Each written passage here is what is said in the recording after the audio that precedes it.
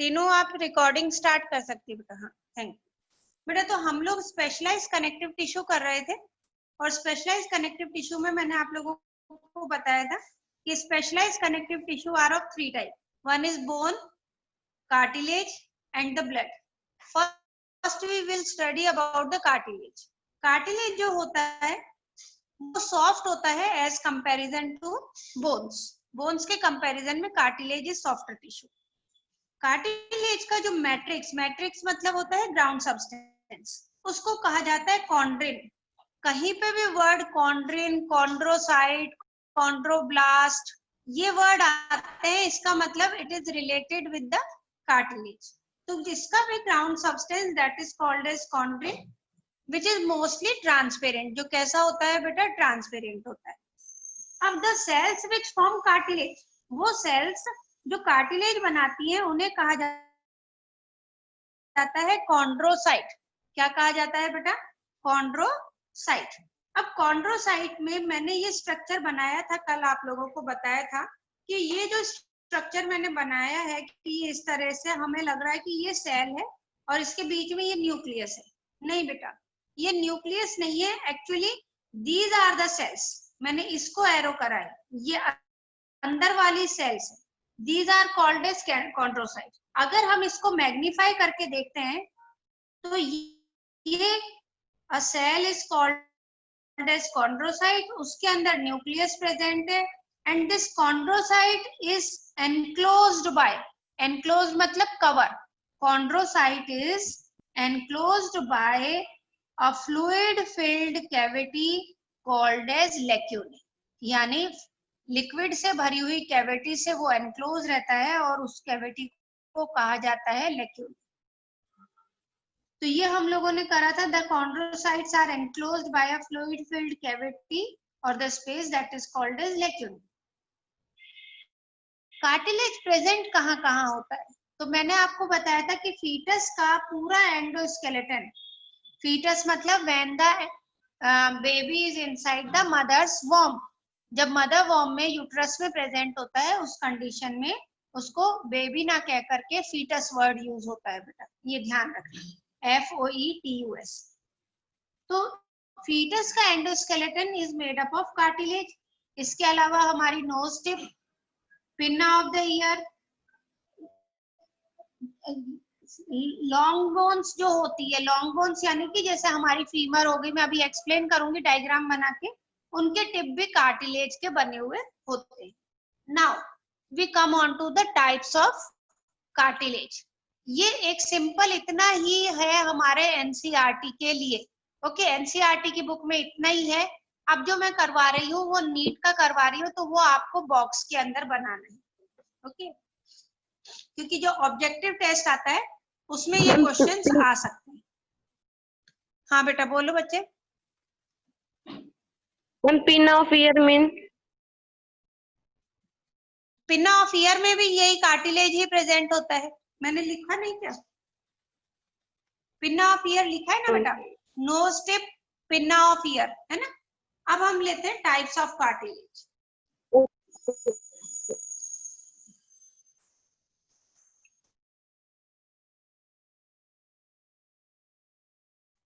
Types of cartilage में the cartilage can be divided into 3 types.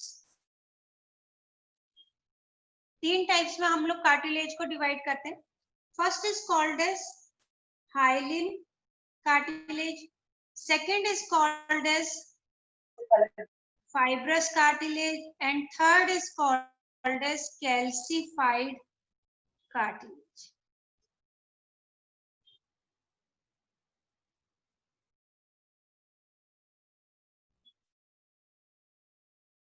Hyaline cartilage, fibrous cartilage और calcified cartilage, 3 type की cartilage है। अब हम ये देखेंगे कि इनका स्ट्रक्चर किस तरह का होता है या क्या इनके अंदर स्पेसिफिक फीचर होते हैं। तो सिंपली अगर मैं एक कार्टिलेज का जैसे मैंने स्ट्रक्चर ड्रॉ करा था बेटा यहाँ पर, तो कार्टिलेज की जो पेरिफेरी होती है बाहर की तरफ, there are various fibres, fibre ही फाइबर प्रेजेंट होते हैं और इनको कहा जाता है पेरिकॉन्ड्रियन। क्या कहलाते हैं बेटा ये? पेरिकॉन्ड्रियन। और एक पॉइंट और लिखो बेटा कि द कार्टिलेज, इसी में लिख लो, अगर नहीं है तो ऊपर मार्जिन में लिख लो, क्योंकि अभी तो वो टाइप्स ऑफ कार्टिलेज लिख लिया ना, तो प्रीवियस पेज पर जहां मार्जिन बना हुआ है ऊपर वहां लिख लो the cartilage does not have the supply of blood vessels, कि कार्टिलेज में ब्लड वेसल की सप्लाई नहीं होती। And the blood vessels are present and the blood vessels are present only in perichondrion, and the blood vessel is present only in perichondrion, perichondrion, perichondrion। ठीक है, तो ये इस तरह से बस बाकी सारे कार्टिलेज। हाँ बेटा बोलो। मैम पेरिकॉन्ड्रियन की मैंने स्पेलिंग रिपीट कर दो। हाँ, PERICHONDRION,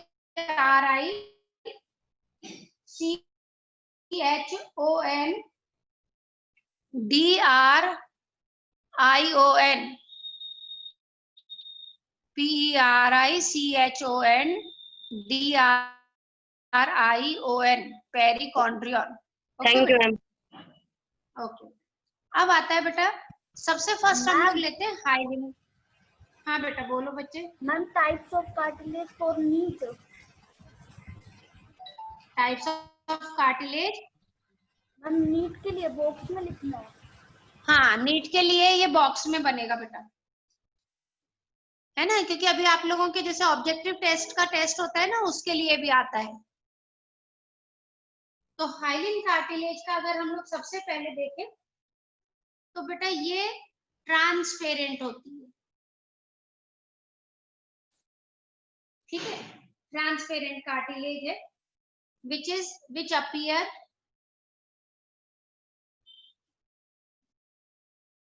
glassy,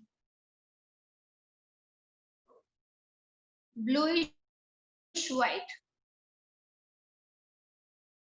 glassy bluish white का मतलब है, ग्लासी मतलब जैसे कांच है, कोई ब्लूइश व्हाइट कलर का कांच अगर हम देखें जिसमें हल्का हल्का ब्लू कलर हो और व्हाइट कलर भी हो, उस तरह का ये कार्टिलेज अपीयर होता है। ठीक है, सेकंड पॉइंट किसमें प्रेजेंट होता है? तो the embryonic skeleton, embryonic skeleton, embryonic skeleton मतलब कि जो एम्ब्रियो के अंदर स्केलेटन प्रेजेंट होता है, made up of hyaline cartilage. किसके बने होता है बेटा? हाइलिन कार्टिलेज का बना होता है। इसके अलावा ये और कहाँ प्रेजेंट होते हैं? तो बेटा मैं एक फीमर बोन का स्ट्रक्चर बना रही हूँ। जब आप लोग वो टॉम एंड जेरी, उसमें डॉग का भी एक डॉग आता है, तो उसमें जब भी दिखाते हैं तो ये बोन का स्ट्रक्चर कुछ इस तरह का दिखाते हैं बेटा। ये बोन होती है हमारी फीमर, जो लेग की बोन होती है, लेग बोन होती है, जिसे लॉन्गेस्ट बोन कंसीडर करते हैं। तो ये जो फीमर है ना बेटा, इसकी ये वाला टिप पोर्शन, इस टिप पोर्शन पर इस तरह से एक प्रोटेक्टिव लेयर प्रेजेंट होती है यहाँ पे, ये पूरी, और ये होती है बेटा किसकी? हाइलिन कार्टिलेज की। ये पूरी बोन है, लेकिन ये इसके यहाँ पे ऐसे ही इसमें यहाँ ये भी कार्टिलेज ही होता है, हाइलिन कार्टिलेज। क्यों प्रेजेंट होते हैं? जैसे अगर सपोज आप चलते हो या ऊपर से कूदते हो, तो कूदते हैं तो एक बोन दूसरे बोन के ऊपर कंप्रेस होती है। अब हमें ये पता है कि बोन्स तो हार्ड सब्सटेंस है, तो बेटा जो हार्ड सब्सटेंस होता है वो कंप्रेस नहीं होता। अगर कभी आप लोगों ने स्कूल में स्पोर्ट्स में देखा हो कि जब हाई जंप लॉन्ग जंप करवाते हैं स्पोर्ट्स में, तो जिसमें कूद के गिरना होता है जिस एरिया में, उधर वो लोग मिट्टी को खोद के रखते हैं। ऐसे प्लेन फर्श नहीं होता कि आप हाई जंप कूदे और फर्श पे जाके कूद रहे हो, या फिर लॉन्ग जंप कूदे और फर्श पे जाके कूद रहे हो। नहीं, वहां पे वो एरिया में गड्ढा करके और उसमें मिट्टी कर देते हैं, मिट्टी खोद देते हैं। मिट्टी खोदने का क्या फायदा है कि जब आप जंप कर रहे हो ना, तो मिट्टी थोड़ी कंप्रेस हो रही है, जिससे कि आपका जो प्रेशर है वो एकदम से रिड्यूस नहीं हो रहा। 10th क्लास में आप लोगों ने एक चीज पढ़ी होगी बेटा, इनर्शिया पढ़ा होगा ना फिजिक्स में। Inertia, the object which is in motion remain to be in motion, है ना, और in rest remain to be in rest until and unless external force applied on it. अब बेटा क्या होता है कि जब हम किसी फर्श पर रुकते हैं, कूदते हैं, तो जब हम फर्श पर कूदते हैं तो एकदम से जो इनर्शिया होता है वो जीरो हो जाता है। ठीक है, वो क्या हो जाता है, जीरो हो जाता है। यानी मोमेंटम, मोमेंटम क्या होता है, P is equals to mv, और m तो उतना का उतना है आपका। अगर आप 50 किलो के हो तो 50 किलो m, और v जो है, जो तो पहले अगर मान लो 5 मीटर पर सेकंड के हिसाब से चल रहे थे, तो वो अब जीरो हो गई। तो फाइन जो v माइनस u हुआ वो कितनी हो गई, मैक्सिमम। तो मोमेंटम क्या हो जाएगा, बहुत ज्यादा, उसकी वजह से फोर्स बहुत ज्यादा लगेगा और उसी की वजह से हमें इंजरी हो जाती है। ये तो फिजिक्स का था, मुझे नहीं पता कितने बच्चों को समझ में आया, लेकिन मैंने अपनी तरफ से कोशिश की है। और अगर किसी चीज पे हमारा कंप्रेस जब कर रहे हैं, यानी अगर हम स्लोली स्लोली रुक रहे हैं, स्लोली स्लोली रुकते हैं, तो धीरे धीरे वेलोसिटी कम होती जाती है, तो फाइनल वेलोसिटी और जीरो वेलोसिटी में डिफरेंस कम हो जाता है, जिससे प्रेशर कम अप्लाई होता है। तो अगर हम, जैसे आप ट्रेम्पोलिन पर कूदते हो, ट्रेम्पोलिन देखा होगा ना अगर कभी उधर गए हो तो, Pratapgarh Yes, farm ma'am. School की तरफ से लेके जाते हैं, तो अगर अपन ट्रेम्पोलिन पे कूदते हैं तो वो यस वापस मैम। से आपको पुश करती है, आप वापस ऊपर जाते हो, है ना। ऐसे ही अगर आप सोचो, इतनी कितना ऊंचे ऊंचे बच्चे कूदते हैं, ऊपर ऊपर तक जाते हैं, फिर आके उस पे टच होते हैं, फिर वापस ऊपर होते हैं। अगर आप, ट्रेम्पोलिन तो क्या करती है, वो वाला रूल फॉलो करती है, every action there is equal and opposite reaction, कि आप जितने एक्शन से आ रहे हो वो आपको उतने ही रिएक्शन से ऊपर की तरफ फोर्स करके पुश करती है। लेकिन धरती पर अगर हम आके जंप करेंगे तो धरती हमें उतना फोर्स नहीं लगा पाएगी, क्योंकि वो आपको वापस से पुश नहीं कर रही है और आपकी वेलोसिटी जीरो हो गई, तो आपकी बॉडी में बहुत ज्यादा फोर्स लगेगा, आप ऊपर नहीं जा पाओगे और वो आपको डैमेज कर देगा।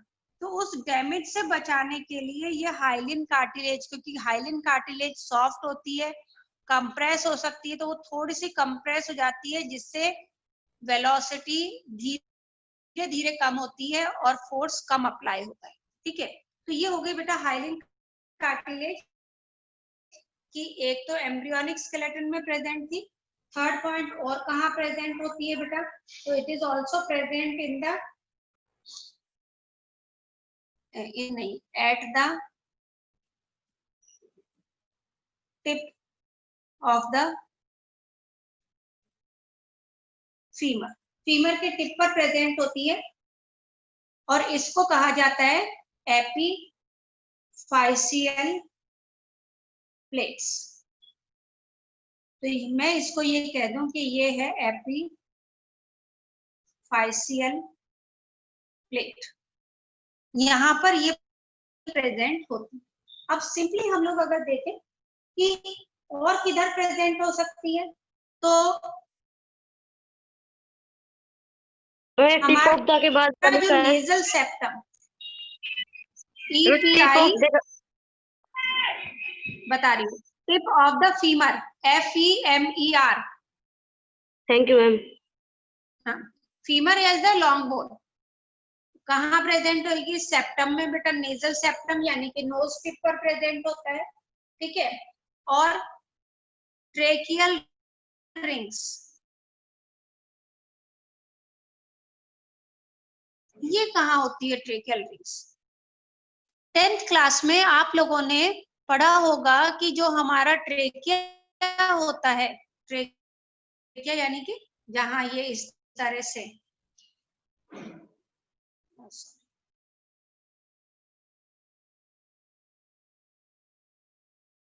याद आया मैंने ये किसका स्ट्रक्चर बनाया बेटा? किसका स्ट्रक्चर बनाया ये बच्चे? किसका है? Respiratory system. Very good, respiratory system. तो रेस्पिरेटरी सिस्टम में हमने ये पढ़ा था कि इनके अंदर इस तरह से सी शेप कार्टिलेज होते हैं, सी शेप कार्टिलेज। पढ़ा था बेटा या नहीं पढ़ा था? Yes ma'am. पढ़ा था, गुड। तो ये जो सी शेप कार्टिलेज होते हैं ये भी किसके बने होते हैं बेटा? They are also made up of hyaline cartilage. तो ये तो हो गया बेटा एक अपना हाइलिन कार्टिलेज। हाइलिन कार्टिलेज, अब आप कहोगे कि मैम आपने हाइलिन कार्टिलेज का स्ट्रक्चर तो बताया ही नहीं। तो जो मैंने कार्टिलेज का स्ट्रक्चर बताया था कि फाइबर्स प्रेजेंट होते हैं, कॉन्ड्रोसाइट्स प्रेजेंट होती है, लेक्यूना के अंदर पेरिकॉन्ड्रियन प्रेजेंट होता है, वो हाइलिन कार्टिलेज का ही स्ट्रक्चर था। ठीक है, अब आता है second is the fibrous cartilage.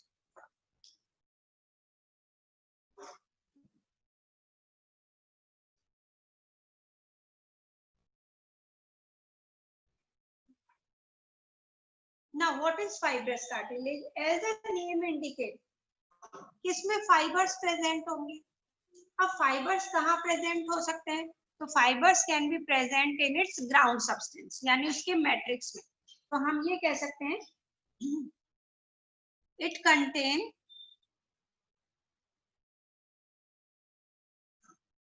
Large number of fibres. ठीक है, लार्ज नंबर ऑफ फाइबर्स हो सकते हैं। अब फाइबर्स आप लोगों को पता है बेटा, कनेक्टिव टिश्यू में हमने दो टाइप के फाइबर्स कर रखे हैं। कौन कौन से? 2 type of fibres connective tissue में मैंने बताए हैं। कौन कौन से हैं वो बच्चे? व्हाइट कोलेजन और yellow elastin. Very good. One is white collagen fibre and second is yellow elastin fibre. तो उसी बेसिस पर कि किसमें white fibrous tissue, white fibres,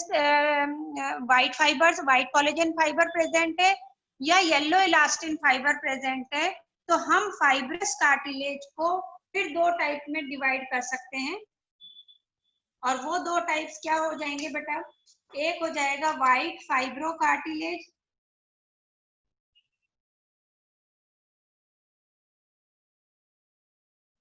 and second is called as elastic cartilage.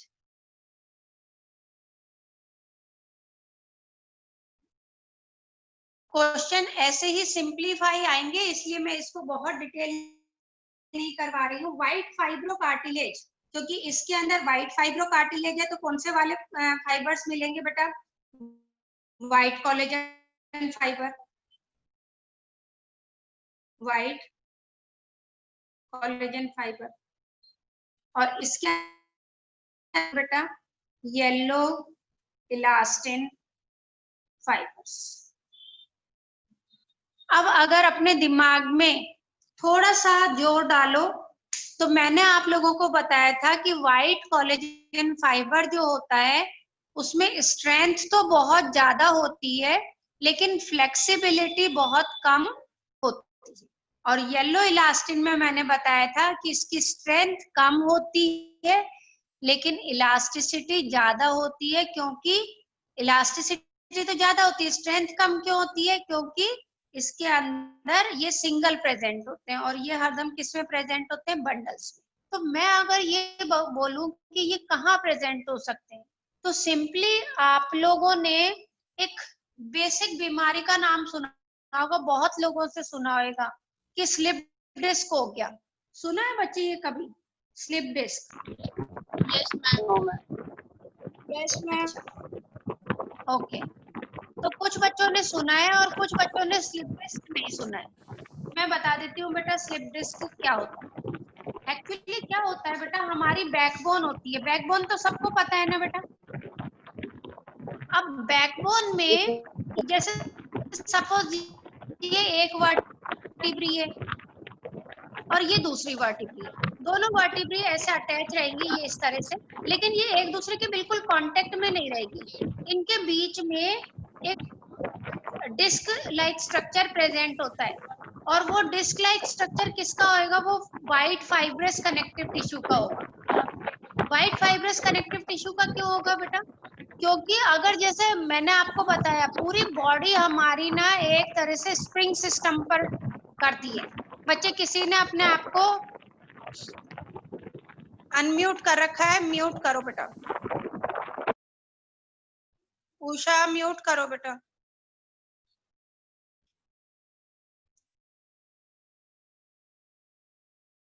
हाँ, तो मैं आपको बता रही थी बेटा सिंपल कि हमारी बॉडी ऑलमोस्ट स्प्रिंग सिस्टम पर काम करती है। स्प्रिंग सिस्टम पर कैसे? कि कोई चीज ऊपर से कूद रहे हैं तो हमारी बॉडी दबती है और फिर वापस से स्ट्रेच आउट होती है। तो मैं आपको एक सिंपल स्ट्रक्चर बना के बता रही हूँ कि जैसे सपोज ये एक वर्टिब्रल कॉलम है, एक वर्टिब्री, ये दूसरी वर्टिब्री है, ठीक है, बैकबोन की। दोनों वर्टिब्री के बीच में एक फाइब्रस कनेक्टिव टिश्यू प्रेजेंट होता है बेटा, इस तरह से। ये जो फाइब्रस कनेक्टिव टिश्यू होता है इसको कहा जाता है disc, intervertebral disc. Intervertebral, inter का मतलब होता है बिटवीन द टू, और वर्टिब्रल का मीनिंग होता है दैट इज वर्टिब्री। तो दो वर्टिब्री के बीच में जो फाइब्रस स्ट्रक्चर प्रेजेंट है वो कहलाती है इंटरवर्टिब्रल डिस्क। अब बेटा अगर इसकी कभी जैसे हम कहीं गिर गए या कहीं ज्यादा वजन उठा लिया या कुछ ऐसा हो गया तो उसकी वजह से ये डिस्क अपनी जगह से हट जाती है।